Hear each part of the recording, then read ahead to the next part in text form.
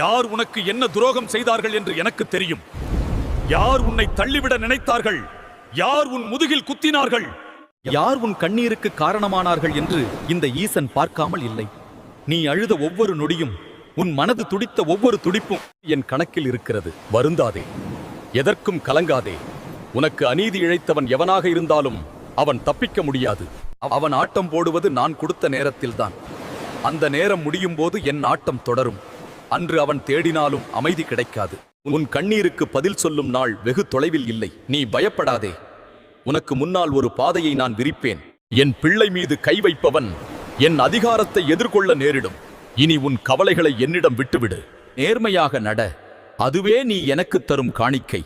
நான் உனக்கு நீ இழந்ததை விட பன்மடங்கு சிறப்பான ஒன்றை உனக்கு தருவேன். யார் உன்னை தோல்வி என்று சொன்னார்களோ அவர்களே வியந்து பார்க்கும்படி உன்னை உயரத்தில் அமர வைப்பேன்.